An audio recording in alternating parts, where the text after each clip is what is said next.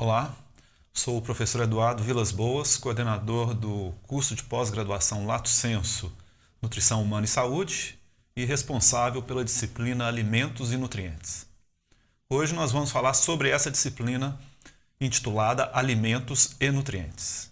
Na verdade, a ciência dos alimentos, ela estuda a composição química dos alimentos, a função dos compostos no organismo e, de posse dessas informações, permite a promoção de normas e legislações que visam coibir a fraude e garantir a qualidade do alimento, visando sempre a saúde do consumidor. Nós enfatizaremos neste módulo, nessa disciplina, o estudo da composição dos alimentos, tecendo comentários sobre a função desses compostos no organismo. Os alimentos são veículos de nutrientes. Na verdade, alimentos são mais do que veículos de nutrientes. Nos primórdios da civilização, o homem buscava o seu alimento visando a satisfação de suas exigências nutricionais. Hoje não, hoje o consumidor ele é muito exigente e não basta que o alimento veicule apenas nutrientes. O alimento ele deve reunir atributos sensoriais que satisfazem os apelos do consumidor.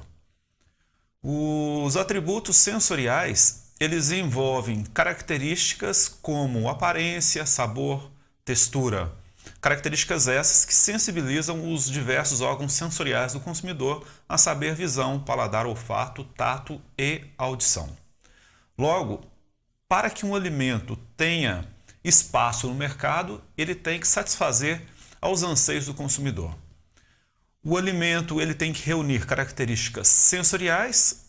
Obviamente, o alimento ele tem que veicular nutrientes, mas o alimento ainda tem que apresentar características de segurança. Se o alimento não for seguro, ele não é entendido como de qualidade. Começando do ponto de vista sensorial, o alimento ele deve chamar a atenção do consumidor, considerando-se sua aparência. O alimento, então, ele deve reunir requisitos como coloração, tamanho, forma. Ele não deve apresentar defeitos ou se apresentar num número reduzido, de forma que a visão do consumidor seja sensibilizada positivamente. A coloração dos alimentos ela se resume na presença de pigmentos neste alimento. No reino vegetal, por exemplo, as clorofilas conferem coloração esverdeada, os carotenoides coloração amarelada, avermelhada, as antocianinas uma coloração avermelhada, arroxeada próximo ao negro, como acontece com a jabuticaba e a berinjela, e temos ainda a coloração ditada pelas betalainas, coloração essa que se resume no vermelho. Eu apresento então 3 grupos de pigmentos que podem conferir uma pigmentação semelhante. O vermelho ditado pelos carotenoides, pelo licopeno, um carotenoide encontrado no tomate. O vermelho ditado pelas antocianinas que nós encontramos no morango. E o vermelho ditado pelas betalainas que encontramos na beterraba, ou então na pitaia. Nós encontramos também o pigmento mioglobina, que confere aquela coloração avermelhada característica das carnes, da carne de vaca, por exemplo. A coloração, então, é um importante quesito da aparência. Além da coloração, o tamanho dos alimentos é muito valorizado, o tamanho sendo um quesito ditado geneticamente, mas facilmente manipulável no campo e também na indústria de alimentos. O formato, um outro quesito da aparência, ele é ditado geneticamente e de difícil manipulação no campo, embora na indústria de alimentos seja facilmente manipulável. E nós buscamos sempre aquele alimento isento de defeitos. Exemplos de defeitos: sujidades, presença de pelos, matérias estranhas, aberrações genéticas, diferenças ou alterações na coloração, tamanho e formato característicos. Nós buscamos sempre aquele alimento isento de defeitos, embora a gente possa aceitar uma quantidade mínima ou pré-estabelecido de defeitos. Quanto maior o número de defeitos, menor o valor comercial do produto. Atingiu-se um limite, o produto ele é rejeitado. E um último quesito da aparência seria o brilho. os consumidores eles buscam aqueles alimentos que apresentam brilho. O brilho é conferido pelas ceras que revestem o tecido ou as células epidermais dos alimentos, principalmente dos vegetais. Essa cera ela é natural, normalmente ela é natural, embora alguns alimentos sejam encerados artificialmente, visando-se principalmente o incremento do brilho, o incremento do apelo visual deste alimento. Quando nós inseramos um alimento visando o incremento do apelo visual, nós acabamos conspirando para o aumento da vida útil, porque essa cera ela obstrui parcialmente aberturas naturais, por exemplo, de vegetais, o que leva a uma alteração da atmosfera, redução da atividade respiratória deste alimento e aumento da sua vida útil. Então, a aparência é o primeiro atributo de qualidade avaliado pelo consumidor. E uma vez avaliado positivamente, o consumidor ele passa a avaliar outros atributos de qualidade. Normalmente, em seguida à avaliação da aparência, o consumidor avalia o sabor do produto. O sabor nada mais é do que a combinação entre gosto e aroma. Sensações táteis também compõem o sabor, mas principalmente a combinação do gosto com aroma. O gosto é marcado por 4 sensações básicas: o doce, ditado pelos açúcares, o ácido, ditado pelos ácidos orgânicos, o amargo, ditado por terpenoides e compostos fenólicos, e o salgado, ditado por sais minerais. Essas 4 sensações básicas de gosto podem se associar com inúmeras sensações de aroma. O aroma é marcado pela emanação de uma gama de voláteis: álcoois, aldeídos, ésteres, éteres, cetonas, lactonas, hidrocarbonetos diversos de baixa massa molecular que, uma vez emanados, atingem os receptores nasais e conferem o aroma característico de cada alimento. Quando essas centenas ou milhares de sensações diferentes de aroma são combinadas com as 4 sensações básicas de gosto, nós alcançamos aí milhões de sensações diferentes de sabor. Dificilmente o consumidor ele avalia o gosto isoladamente. Isso porque quando a gente ingere o alimento, a gente morde esse alimento. E mordendo o alimento, nós rompemos o tecido vegetal ou o tecido animal e os compostos voláteis são emanados. Então, dificilmente o consumidor ele sente o gosto isoladamente. Ele sente aquela sensação conjunta realmente do gosto com o aroma. Porque os compostos voláteis eles saem pela boca e atingem e são respirados atingindo os receptores nasais, ou ainda passam pela garganta e atingem a região retronasal, chegam também aos receptores nasais, conferindo o aroma. Então, a sensação, ela normalmente é conjunta. O aroma, sim, a gente consegue sentir isoladamente. O gosto, dificilmente, a gente sente isoladamente. O gosto ele é sentido juntamente com o aroma. Tanto é verdade isso que quando o indivíduo apresenta algum sintoma associado com a congestão nasal, ele tem maior dificuldade de apreciar o sabor pleno de um alimento. Muito bem. Falamos da aparência, falamos do sabor, resta falar sobre a textura. A textura, ela sensibiliza o tato e a audição do consumidor. Vejam bem, a aparência sensibiliza a visão, sabor sensibiliza paladar e olfato, e a textura sensibiliza, então, o tato e a audição do consumidor. De olhos fechados, o consumidor ele consegue separar tranquilamente uma pera madura de uma pera verde. A pera verde é dura ao tato, a pera madura é mole ao tato. Então, sem dúvida nenhuma, a textura influencia o tato. Mas como a textura influenciaria a audição do consumidor? Um exemplo clássico do efeito da textura sobre a audição do consumidor seria a partir do consumo de um biscoito. Vamos pensar num biscoito de polvilho fresco. Ao mordermos um biscoito de polvilho fresco, aquela crocância gerada pela mordida vai sensibilizar positivamente a audição do consumidor. Já se o biscoito de polvilho estiver vencido, com seu prazo de validade expirado, aquela crocância não vai ser a esperada, o consumidor então vai ficar frustrado com relação à sua expectativa e provavelmente vai rejeitar esse produto. Então a textura sim influencia a audição, influencia o tato do consumidor. E quais seriam os compostos que ditam a textura de um alimento? principalmente água. No caso do biscoito de polvilho, a absorção, uma pequena absorção de água determina a perda da textura característica.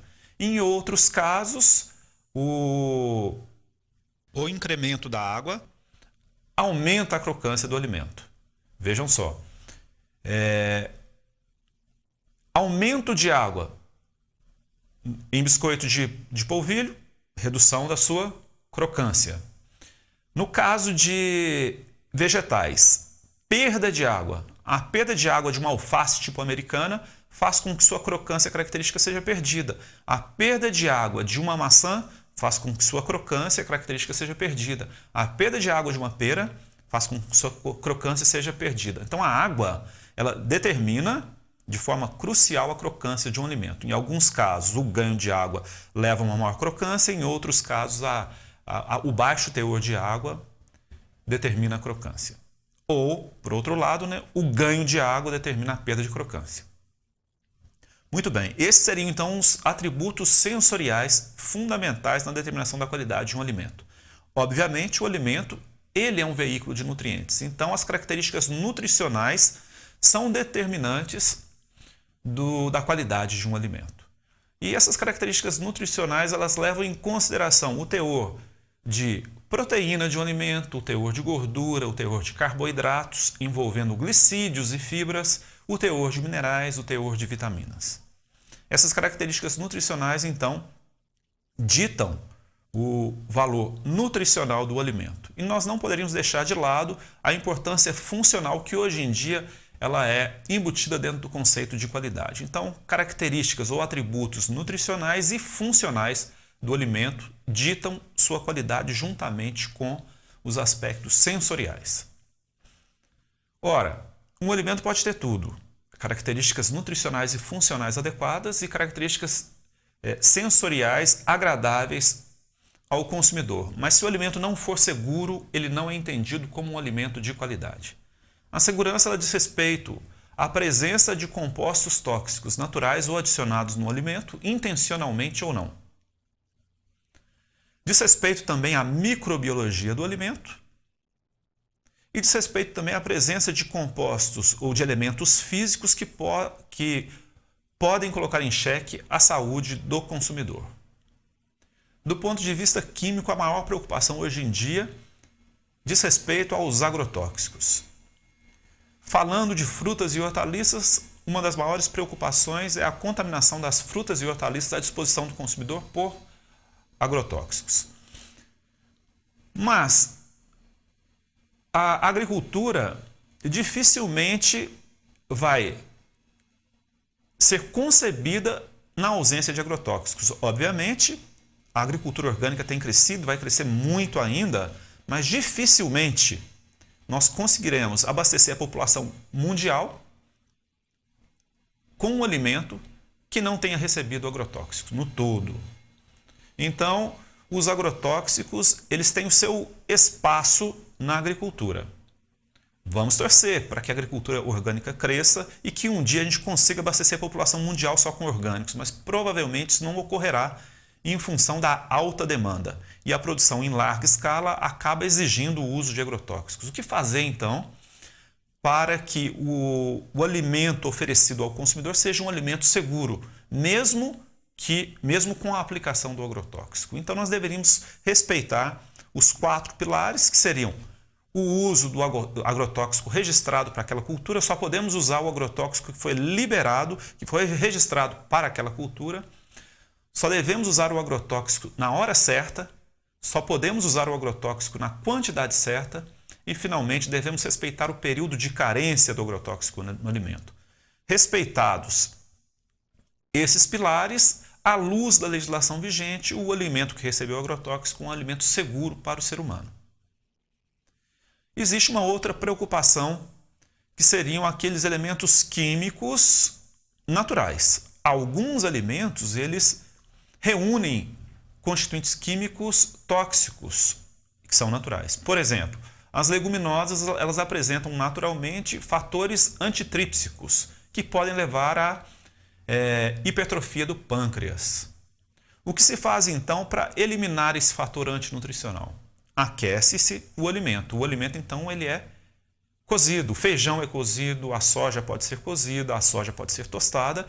E nesse processo de aquecimento ocorre a desnaturação desse fator antinutricional, tornando-se o produto, então, um produto seguro. O tomate verde imaturo, ele é rico em glicoalcaloides, que são compostos tóxicos. Já a mandioca brava, ela é rica em linamarina, um composto cianogênico. Se o indivíduo ingere a mandioca brava, ele faz com que essa linamarina reaja com a linamarase, uma enzima, presente também no tecido da mandioca, dando origem a ácido cianídrico, que pode ser letal para o indivíduo.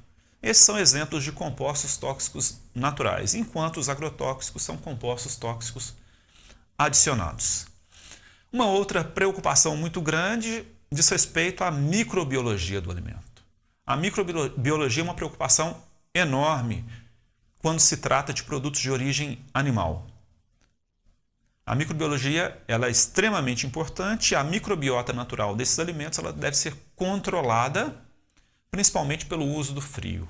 Então, após o abate do animal, após a coleta do leite, o alimento ele deve ser imediatamente resfriado para que a microbiota natural não aumente ao ponto de colocar em risco a saúde do consumidor. E essa microbiota tem que ser mantida baixa até que o produto atinja a mesa do consumidor. Então, a microbiologia é uma grande preocupação, principalmente para alimentos de origem animal. Mas não deixa de ser uma preocupação para aqueles alimentos de origem vegetal, principalmente aqueles alimentos vegetais prontos para serem consumidos, como é o caso de frutas, hortaliças minimamente processadas. Quando compramos uma salada de frutas, nós temos que estar atentos, principalmente à qualidade microbiológica. Mas como os micro-organismos são invisíveis, a gente leva em consideração algumas características que podem sugerir a possível contaminação. A aparência. Se a aparência do alimento estiver comprometida, o risco de uma contaminação microbiológica ele existe. Então a gente tem que tomar muito cuidado. E, logicamente, os órgãos de fiscalização têm que estar atentos para que aquele produto que vai chegar à mesa do consumidor seja um produto seguro do ponto de vista microbiológico. E ainda temos que ressaltar a possibilidade da presença de agentes físicos no alimento que podem colocar em xeque a integridade do indivíduo. Cacos de vidro, pedaços de madeira, agentes físicos os mais diversos possíveis, eles devem ser evitados nos alimentos, de forma que este alimento, então, ele não coloque em risco a saúde do consumidor. Esses, então, seriam os atributos relacionados à segurança do alimento. E hoje em dia nós podemos ainda inserir um novo atributo de qualidade, que seria o atributo da conveniência. A qualidade ela pode ainda, então, envolver conveniência. O consumidor ele clamou por conveniência, ou clama por conveniência há muitos anos. Nos anos 50, anos 60, anos 70, a conveniência ela foi clamada pelo consumidor em função da inserção da mulher no mercado de trabalho. A mulher, então, que se dedicava exclusivamente ao lar, ela se inseriu no mercado de trabalho e passou a ter menos tempo para se dedicar à cozinha. E, em função disso, a conveniência chegou para atender este clamor.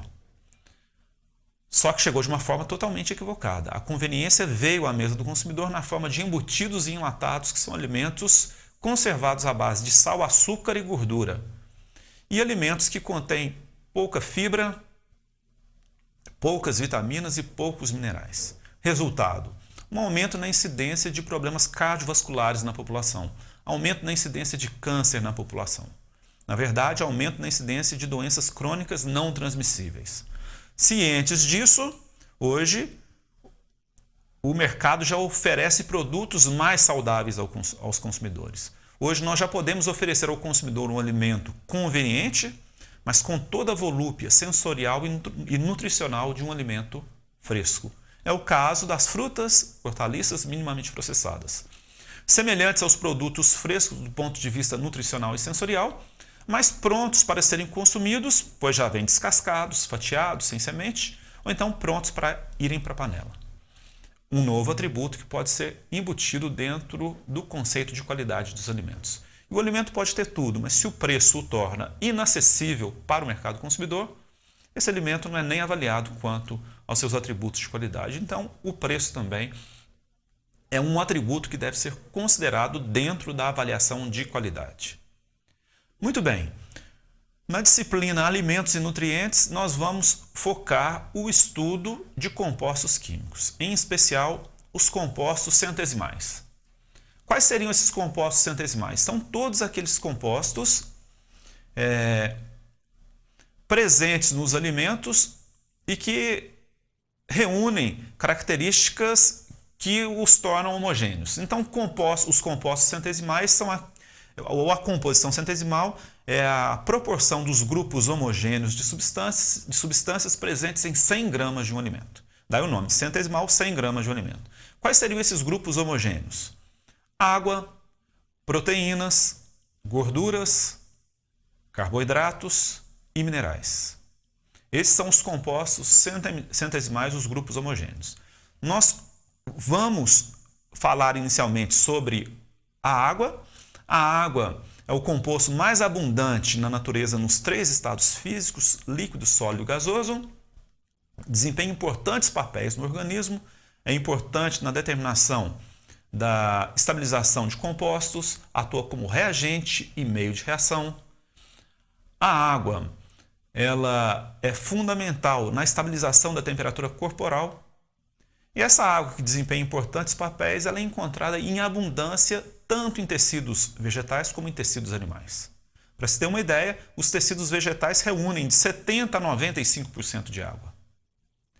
Já o corpo humano reúne em torno de 60% de água. Então, a água é o composto, sem dúvida nenhuma, o composto mais abundante na natureza e desempenha papéis cruciais aí, tanto dentro do organismo humano, como na preservação dos alimentos. Na preservação, ela é fundamental porque ela dita a perecibilidade dos alimentos. Os alimentos perecíveis são aqueles que têm uma vida útil potencialmente curta. E o que dita essa perecibilidade? Principalmente o teor de água. Quanto maior o teor de água, normalmente, maior a perecibilidade do alimento. Quanto menor o teor de água, maior a durabilidade dos alimentos. Então, os alimentos perecíveis, eles se distinguem normalmente dos duráveis pelo teor de água. O perecível com alto teor, como é o caso de frutas, hortaliças, carnes, leite. E os duráveis são aqueles que duram mais em função do baixo teor de água. Exemplo, grãos, milho, feijão, café, arroz, soja. Na verdade, o homem ele age nesse sentido. O homem torna o alimento perecível em alimento durável. Como? Desidratando este alimento. Uma das mais antigas técnicas de conservação, a desidratação, é usada até hoje para tornar um alimento perecível em alimento durável. O grão é colhido com 18, 20, 24% de umidade, o que limitaria sua vida útil. Passa por um processo de desidratação, podendo-se usar o calor do sol, aquecedores elétricos, aquecedores a gás. E o teor, então, de umidade é baixado para cerca de 12, 13%. Dessa forma, o grão ele pode ser armazenado por 1 ano a vários anos. Não fosse pelo processo de desidratação, esse grão teria poucas semanas de vida. Já uma fruta, uma hortaliça, um alimento naturalmente perecível, tem o seu mercado in natura. Se esse produto não for desidratado, se ele for direcionado para o mercado in natura realmente, ele vai ter uma vida útil de alguns dias a algumas semanas. Podemos lançar mão de artifícios que aumentam a vida útil desse vegetal, principalmente o uso do frio e da modificação atmosférica. Mas a vida útil seria estendida de alguns dias a algumas semanas para algumas semanas, alguns meses. Excepcionalmente, uma fruta ou uma hortaliça pode ser conservada por 1 ano, é o caso de maçã.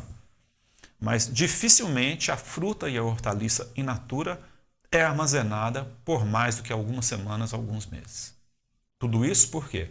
Porque reúne altos teores de água. E nós temos que conviver com esses altos teores de água para garantir a satisfação daquele mercado que exige o produto in natura, como o mercado das frutas e hortaliças integrais. Tão importante quanto a determinação da umidade do teor de água do alimento é a determinação da sua atividade. a atividade de água, eu diria que é talvez mais importante do que a determinação de umidade. Por quê? Porque a atividade de água do alimento, ela nos mostra como a água presente no alimento pode ser aproveitada nas reações endosselulares por micro-organismos. A atividade de água nada mais é do que a pressão parcial de vapor de água presente no alimento sobre a pressão parcial de vapor de água pura, isso a uma mesma temperatura. Quanto maior a atividade de água, maior a perecibilidade do alimento. Quanto menor a atividade de água, maior a durabilidade do alimento. Em geral, quanto maior a atividade de água do alimento, maior a sua umidade. E quanto menor a atividade, menor a sua umidade. Mas existem casos em que a umidade do alimento é alta e a sua atividade é baixa. Produtos congelados. Com o congelamento do alimento, a água ela é imobilizada na forma de cristal de gelo. Sendo assim, a água está presente, ou pode estar presente em alta quantidade, mas a sua atividade é baixa. Demos um exemplo, então, de um alimento com alta umidade e baixa atividade de água. A água ela é importante também por modular os níveis de todos os demais compostos químicos presentes nos alimentos. E vamos falar agora, então, dos lipídios. Os lipídios, óleos, gorduras, são ésteres de ácidos graxos com álcoois, principalmente o glicerol. Os lipídios eles fornecem uma alta densidade calórica ao alimento.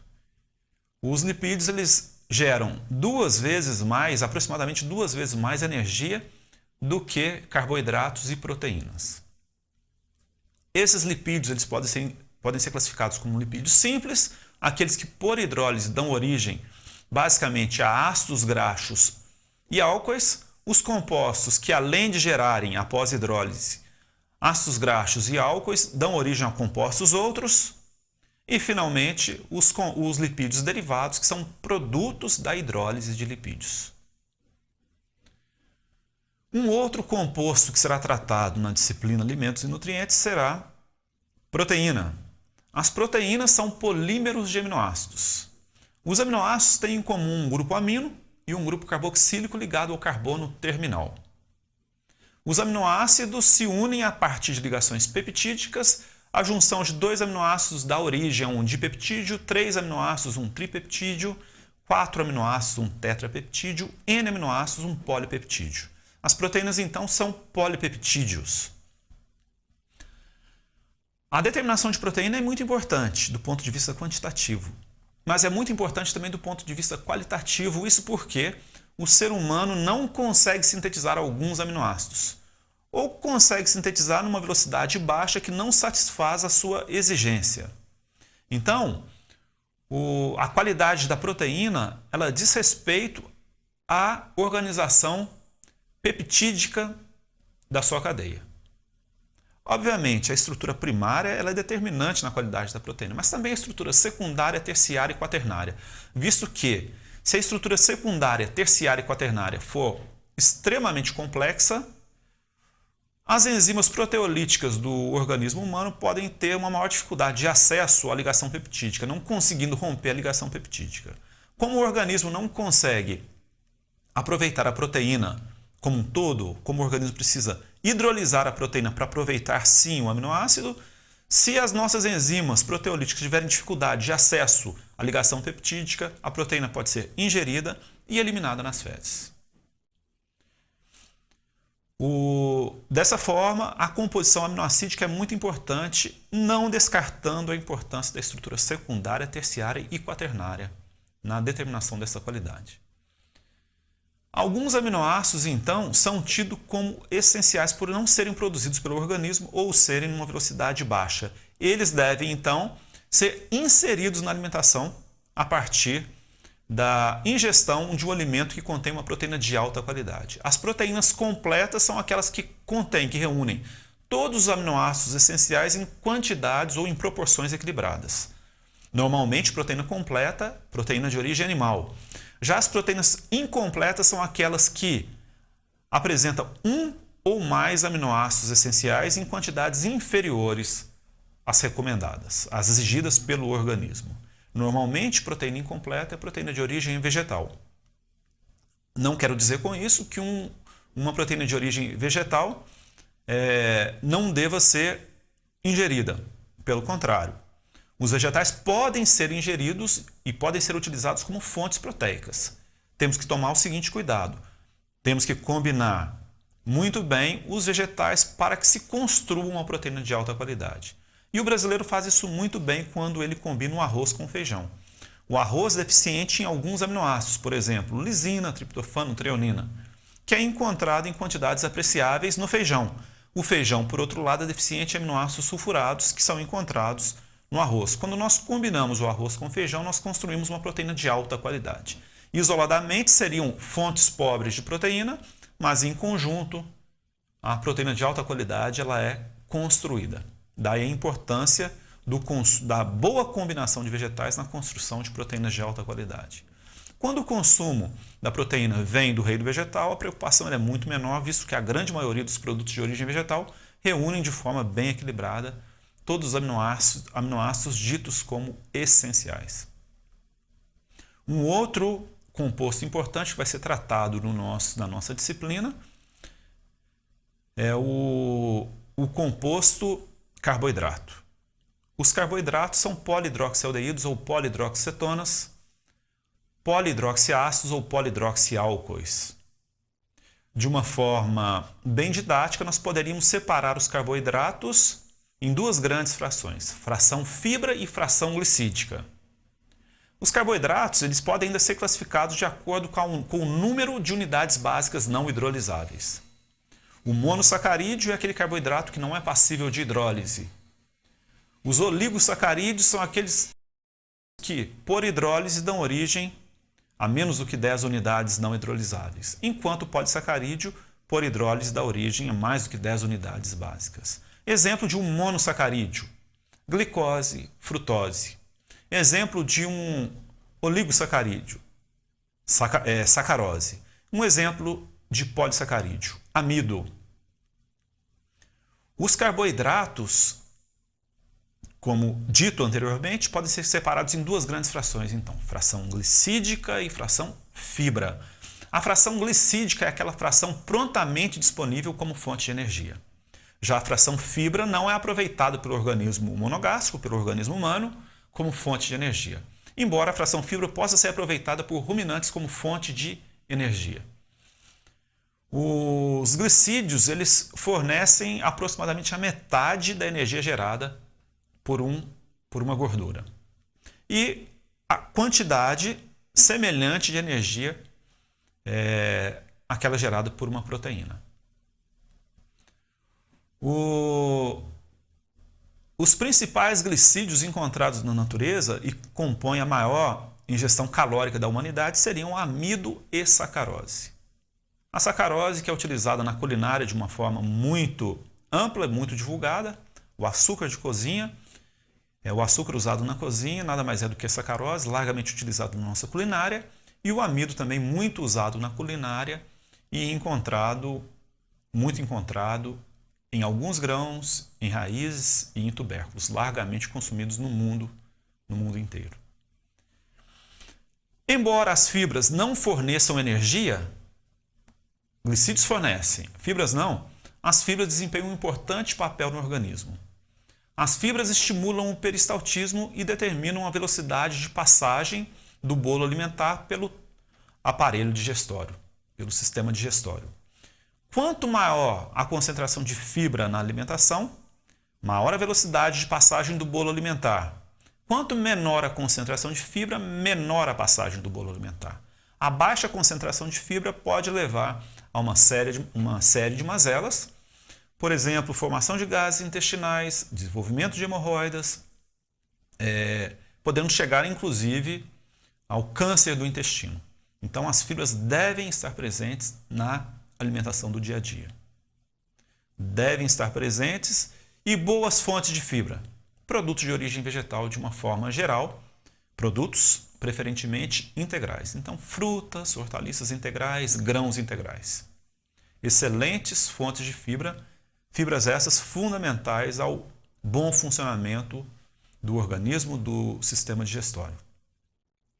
Trataremos ainda nessa disciplina dos minerais, que seria o último grupo dos compostos centesimais. Os minerais são compostos inorgânicos que desempenham importantes papéis no organismo. Os minerais podem ser separados em macro e micronutrientes, ou macro e microelementos, ou macro e microminerais. Exemplo de macrominerais: cálcio, fósforo; microminerais: ferro, selênio, zinco.